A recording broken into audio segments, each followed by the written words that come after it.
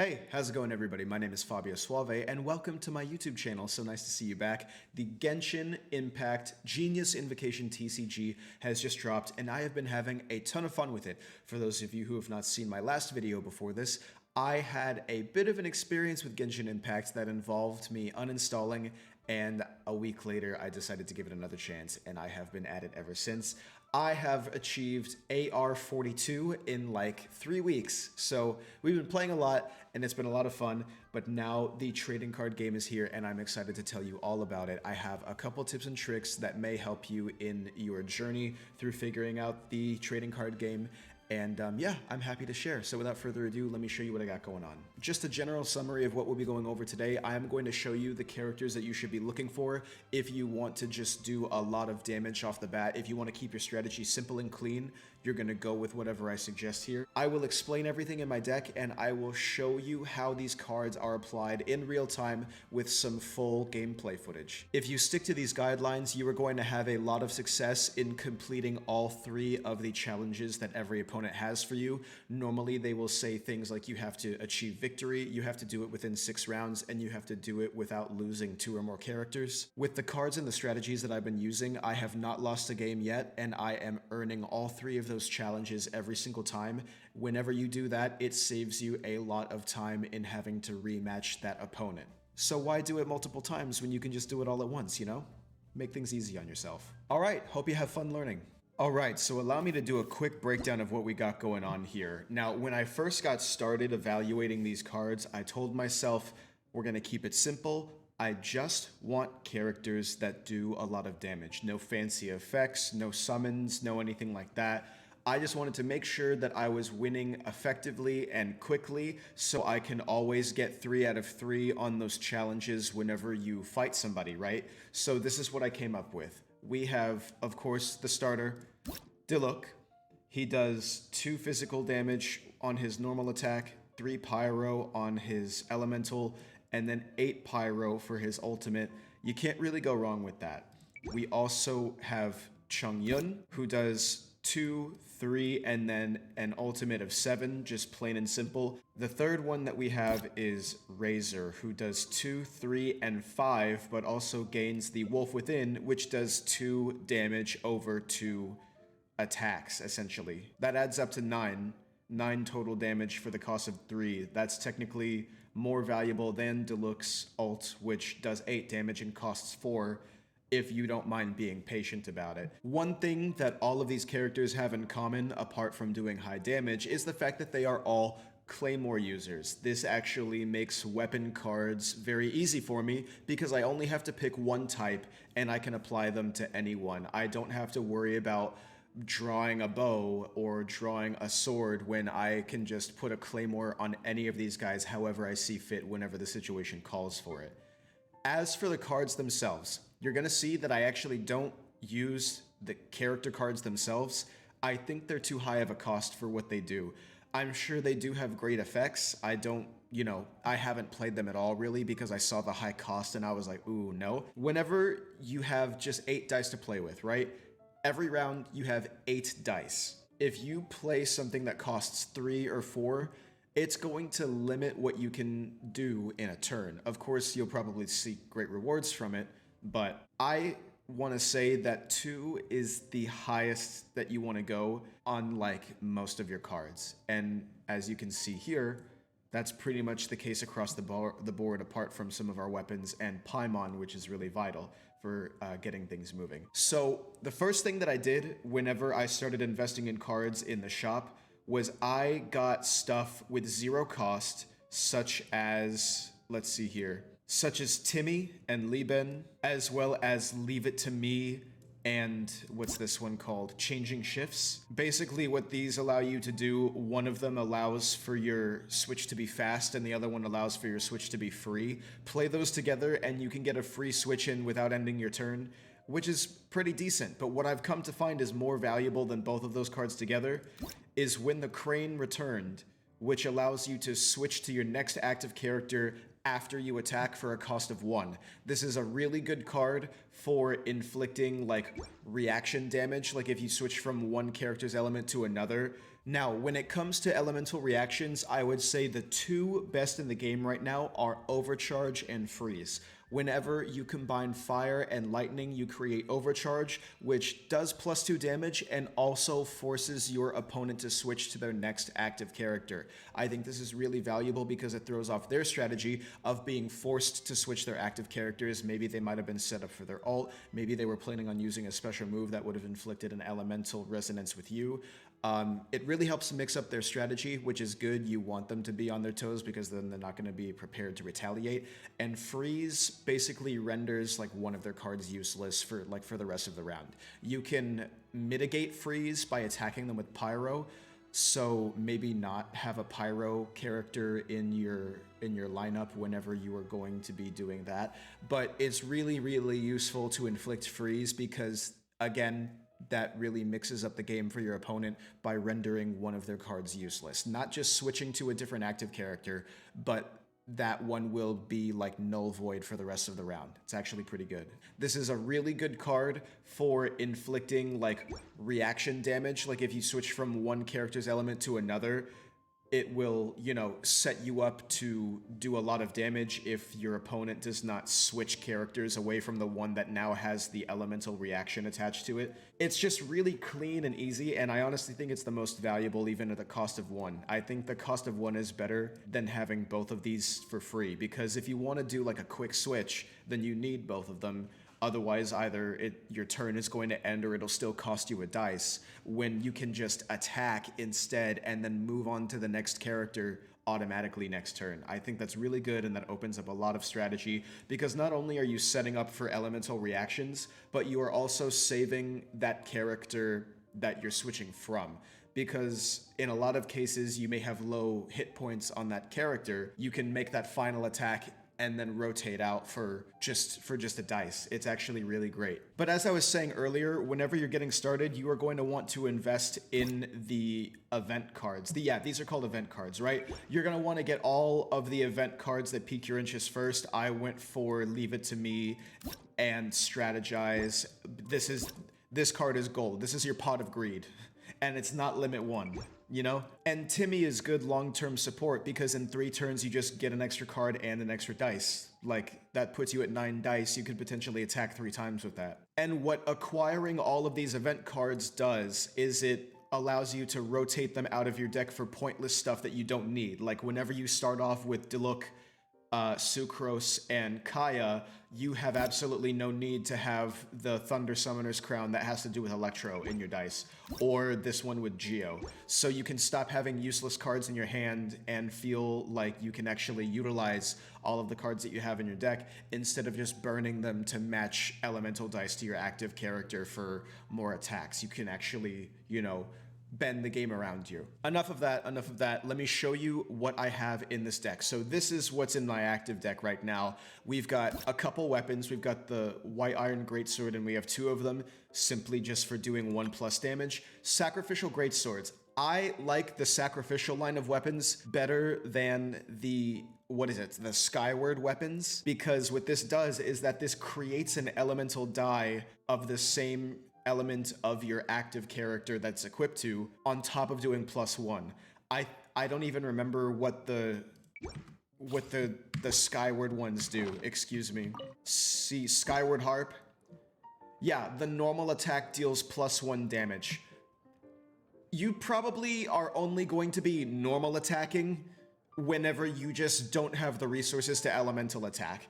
Normal and your elemental skill, they both cost 3. Most likely, 99% of the characters, they're both gonna cost 3 die. You may as well do the elemental damage to inflict that on your opponent to at least set up some kind of reaction to take effect. Like, that would be your best case scenario. The only way I would picture myself doing a normal attack is if I literally can't do an elemental attack. So for this to be considered a more valuable card than its sacrificial counterpart with a less attractive effect, I want to say, doesn't make any sense to me. So Yeah, I would much rather create an additional die than to just have my normal attack do +1. Because if you create an additional die, you are creating more resources for yourself to use. If you attack and create that one additional die, that allows you to use like one of the event cards that only cost 1, or it'll allow you to switch out with the when the Crane Return card on your next attack. Like you're doing a lot more for yourself for 300 coins less. So I wouldn't look into the Skyward weapons. Probably, keep your focus on the sacrificial line. And keep in mind, I said before, all of my characters are claymore wielders, so I can put these on anybody. Anyone that I choose to be active, I can utilize these to their best of abilities. The Wolf's Gravestone is great because it does a +2 damage whenever the HP is equal to or less than 6. Basically, if you just whittle them down to 6, then this is a kill. This is a really cheeky one if you don't feel like switching out to your other characters. The Lucky Dog Silver Circlet allows you to heal for 2 every time you use an elemental skill. And mind you, I said earlier, you're probably only ever going to be using your normal attack whenever you can't elemental skill. So whenever you're using your elemental skill, it's just a free 2 HP like once around every round for the cost of just 2 dice one time. This is really good for just running through character challenges where you have the type advantage or something along those lines, or if they are just not like the most aggressive of an opponent. You can just elemental, elemental, elemental, whatever they hit you back with, you're healing 2 HP from it every time you attack. It's a great double positive to have. Leeway Harbor Wharf, drawing 2 cards is pretty valuable. It's just like any TCG. The faster you can get through all of your valuable cards to utilize more resources, the better. At the cost of 2, you get a total of 4 cards across 2 turns. Pretty good. This is one of my favorite support cards. Jade Chamber allows you to automatically roll 2 of whatever your active character's element is. Whenever you have both of these on field, you are getting a guaranteed 4 dice minimum of the same element of your active character, and that is so valuable to me because whenever you rotate out and re-roll for the other ones, it is possible to get a lot more, and that can set you up for really high cost alts or high cost cards that all cost the same amount of an element, and it allows you to pursue other strategies or lines of attack more aggressively. With the way that I like to play, since you only have 8 dice to utilize and most of your attacks cost 3 dice each, I like to attack twice in a round for 6 dice, and then use 1 or 2 action cards with those remaining 2 that probably just don't even match my element. So Jade Chamber really helps you get out those dice that can be used for specifically attacks that actually match your active character's element. Having 2 of these is great whenever you pull both of them. It's amazing. And how do you pull both of them? By drawing, making sure you're getting more cards in your deck. It also helps to have things like Timmy, where it's like really easy long-term support where all you have to do is just wait 3 turns to be granted 1 extra card and 1 extra dice. This card, I would say, is great for beginners, but you should grow out of it sometime soon. Basically what Liben, if you have any leftover dice whenever you end your round, he takes them, and after he takes 3 of them, you get 2 cards and 2 additional Omni Element dice the next turn. You should be using all of your dice very carefully and spending exactly all of them every turn to be as efficient as possible. If you have a couple stragglers, that's okay. You're going to in the beginning, but it's important to grow out of this card even though the payoff is really good, especially for a cost of 0. If you're still playing this, it means that you're relying on not using your resources properly to have that support. Paimon, I almost didn't understand what it did in the beginning. I'm like, cost of 3 for 2 elemental dice. Like, what? I don't get it. This is a good card. This is a very good card. It may cost 3 the turn that you play it, but for the next 2 turns after that, you get an additional 2 Omni dice, putting you at a total of 10.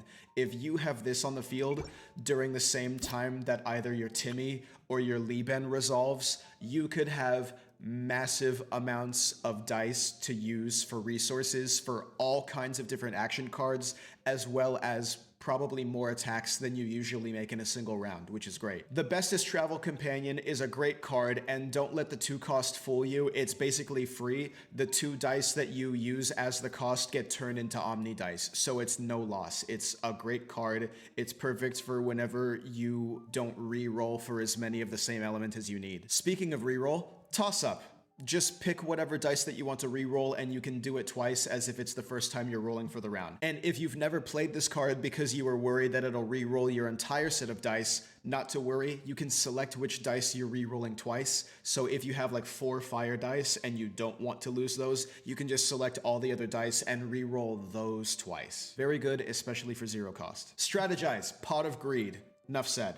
Very, very valuable. Pay 1, draw 2, incredible cost, incredible payoff. This can put so many good things in your hand depending on how you build your deck, and hopefully it's similar to this. When the Crane returned, I've already touched on this. You can switch out to your next active character after attacking for 1. I find this to be very valuable and efficient. I think this is really good for defense. It's good for setting up reactions for additional damage, and it's just a really good card. Star Signs. This card I find myself burning or switching out for something else if I happen to get it in the beginning of my game, but whenever you draw into it and your character may be 1 or 2 energies off of their ult, it is very valuable. I'm going to take this card out. I only had this in because I couldn't think of anything else. I wanted to try and experiment with shifting energies between characters. It turns out I don't have a necessity for that. I never find myself in a position where I'm like, oh man, if only my active character had one of the energies that was on one of my previous characters.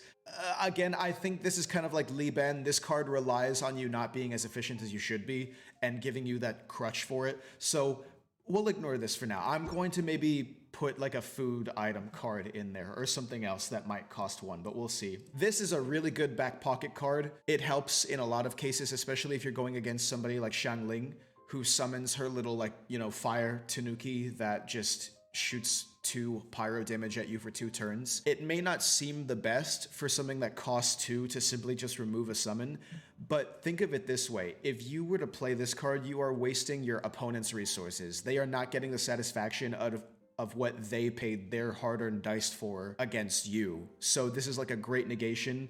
I only run the 1 because I very seldom run into players that have a lot of summons. But something like this would be really good for the boss card battles that you have to do. For example, the very first one is against the Oceanid or something like that, and it summons like Ocean and Mimics that do like 1 water damage, 2 water damage over the course of X amount of turns.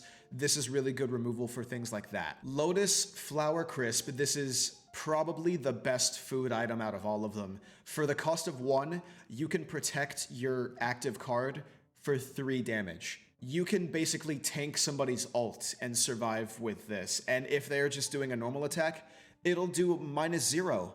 It'll just -0. You basically wasted your opponent's resources, and they have to attack to get rid of it. This is very good to use when you know your opponent is about to have their ult their next turn or on their next attack. And I often find myself using it in combination with when the Crane returned. So I equip the Lotus Flower Crisp to my next active character, and then I attack, and then it auto switches, and then whenever it's my opponent's turn, they dig into me for an attack, but it does -0 because I put on the Lotus Flower Crisp. Sweet Madame, free 1 HP. It's better than having nothing. Honestly, I find myself burning this card for resources and different types of die more than I actually use it on its own. But whenever I'm up a ton and it doesn't really matter, I play it. And then the Mondstadt Hash Brown, cost 1, HP +2, pretty decent card. I've got 2 of them. Again, these are the kinds of food cards that I burn for different elemental die if I don't find them a necessity in that current situation. And that is all that we have for a current deck. Okay, so that was everything that I have in my deck. Next, I will show you some footage from my Twitch streams where I won a couple games with live commentary explaining all that I was doing to strategize and win. So let's see here. You'll give me 200 XP. You only have Hilichurls in the slime, so this will be a cakewalk. All right. That's a good card. I don't really need... This is for healing. We'll probably not need this. And I think we could pull something better than that.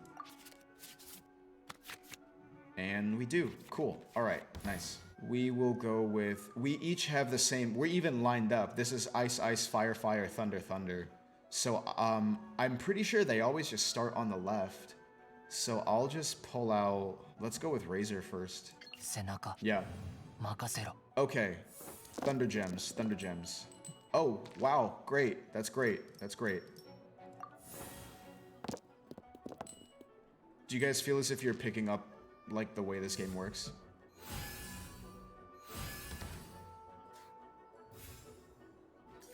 Okay, my turn first. So, activate this Claymore. This will do +1 damage for the rest of the game. Activate this guy because, he's Elvis. I can use this to give me 1 energy. That'd be beneficial. Or I can use this to draw 2 cards. They're dual monsters, essentially. Essentially. Let's see here. 1, 2, 3, 4, 5, 6. I can attack twice. I can attack twice, but that won't leave anything left over for this guy. Because his whole thing is, if I have a leftover dice in my turn, he takes it. And after he collects 3 leftover dice, he lets me draw 2 cards and gives me 2 Omni elements, which is cool. So I think we'll strategize it like this. We're gonna play this card, which will make me draw 2. Okay, cool. And then we also get Timmy, who's another, like, long-term passive. And then we attack. Oop.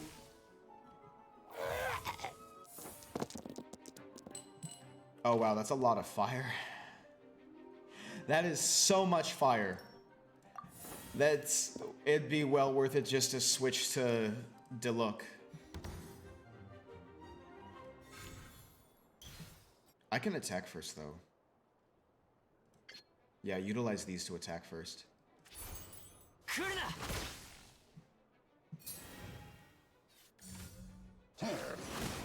Ow. Switch for free because we played that card.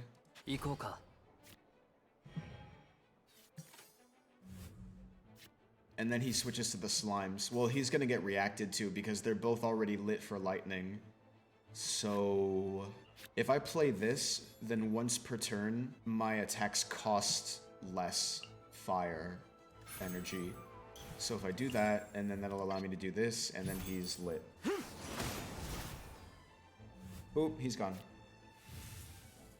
He ends his round. I will do the same. Alright, so I'm fire right now, right? We have Diluc out. And we stay the same. Cool.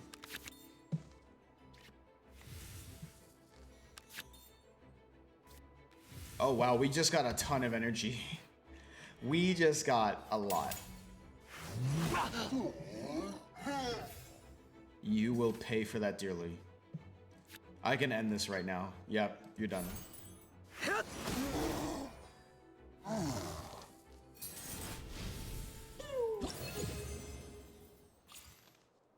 Easy. Okay, I think I'm ready for this. Haven't met a challenge that wasn't a breeze yet. Alright. Starting hand. Oh, we got the big boy out first. We might start with Diluc.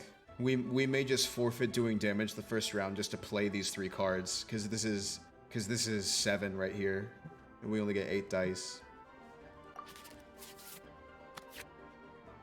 That's good.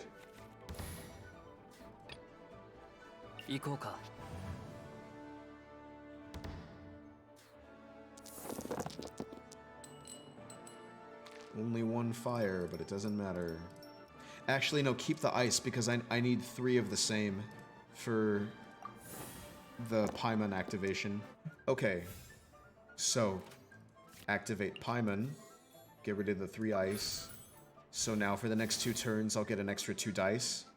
Activate the Jade Chamber, so for the rest of the game, 2 of my dice will forever be the same attribute as my active character. And then activate this. Oh, this has to be 3 of the same element. Fuck, dude. Damn. Okay, so we'll attack. Convert these into Omnis. Oh, no, I can still... Okay, so I can do this instead now. Yeah, equip Diluc. That's honestly, that's a great setup. Like strategically, like I think this could, that's like a really strong move. And then we still have this that allows us to take -3. Honestly, just like, I can protect him if I play this, like right now. If he eats it, and then, yeah, and now that you attack, like, you can hit me for whatever now, and I'll tank 3 of it. Yeah, see, +0. I mean, -0. And then, okay, so I just had a great setup, and I got away, like, scot-free. That's actually great. This will be, like, one of the best games I play. There's our guaranteed 2 fire. We got 3. And we're also gonna get the +2 dice from the Paimon. This is big. This is big. So activate this card to turn 2 of these into Omni dice. So now we've really got resources to work with. This is 10. Damn. That's enough for 3 attacks. Oh, she's shielded up. Jade Screen. When your active character receives at least 2 damage, reduce damage taken by 1 uses 2. Okay. I see your game. That's okay.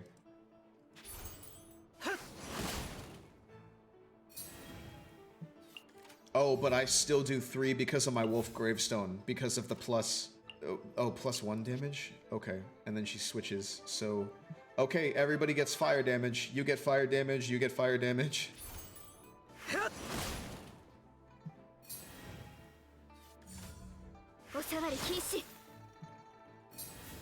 That's fine by me. Burn this card. Convert into fire.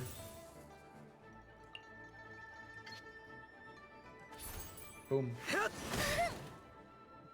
This is, bro, this is a great push. And now I have ult, which we're for sure going to be able to use. But I want to save this until she switches to somebody else because I'll guarantee 1-hit somebody. Good, 3 fire. And the Omni, so there's the ult. All I need her to do is just switch to someone else. Well, I guess I'll force the switch whenever I attack. So I really need more fire. 1 more. I think I can work with that and burn a couple cards.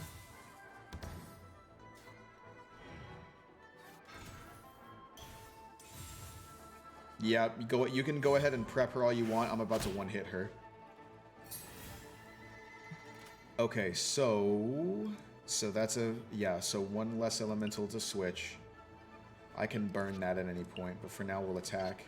This will do 5. Use the, I guess use the fire dice, it doesn't matter. Oh, I almost ulted. There you go, you're done. And then switch to her. Yep, I'm about to 1-shot. They declare end of round. She's done. She's gone. Oh, -9. No way. You know what? If I burn my other card and convert just one of these to fire, I'll be able to normal attack for the kill. That's insane.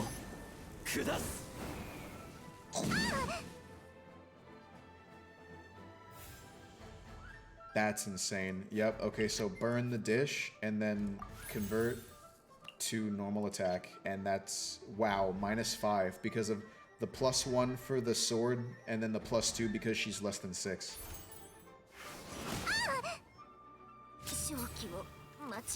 Or does it normally do 3?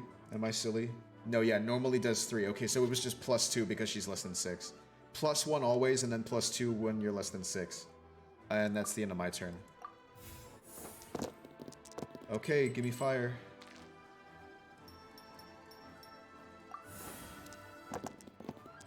Enough for 2 attacks. Yep. I'll make that work.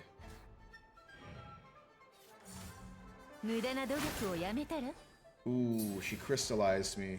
And now she's got shield. This actually may be the end of our Diluc. Unless I heal for 2. Yep. No, she saved herself with that shield. That's a tough one to leave as the last card. And we haven't switched to anybody or anything, so burn this, convert that, and then 1 more. Oh, that's game. Because of the +2. What a great game. That was like the perfect opening hand. And that just got me to player level 4. There we go. GG's indeed. I like the hand.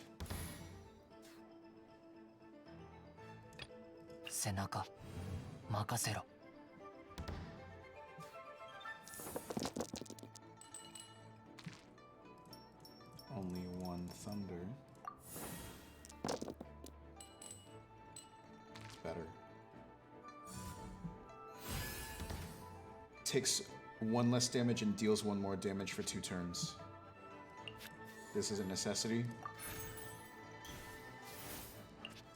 Activate this with the 3 of the same anemo. Put this on him.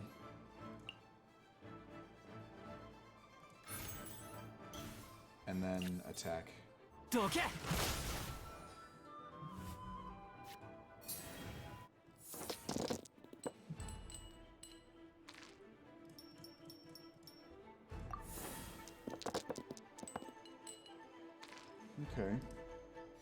Well, since this guy's passive is that every time you play a food item, it creates a random die, so I'll just heal him for 2 just off the bat. So it's basically for free since it creates a die. Yeah, see? Boom. I just got 1 back. Activate this to give him 1 energy. And then equip him with this so that whenever he pops his ult, everybody else gets 1 energy.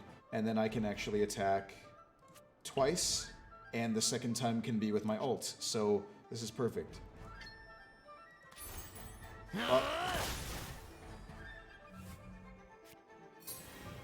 Oh, and then I'm hitting her with the ult. This will be good.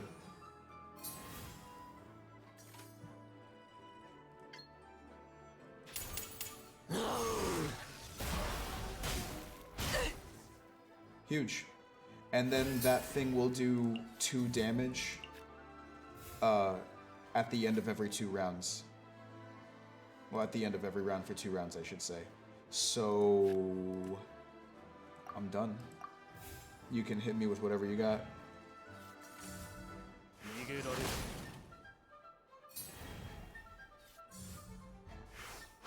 Uh-oh.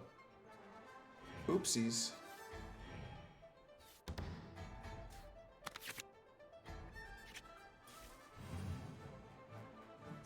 Well, he doesn't look like he's gonna survive, but that's okay. Because we got a backup plan. Actually, keep the ices. I'll switch to Chung Yun. Good, another ice. This is good. Alright. So, activate when the crane returned. Burn a fire energy. So now whenever I attack, I switch to Chung Yun. So that saves him. So no more potential death.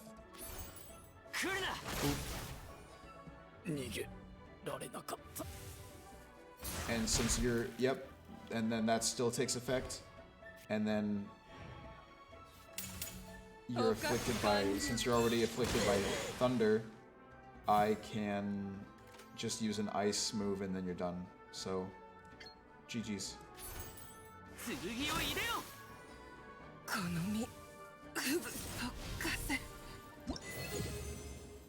Candle in the wind.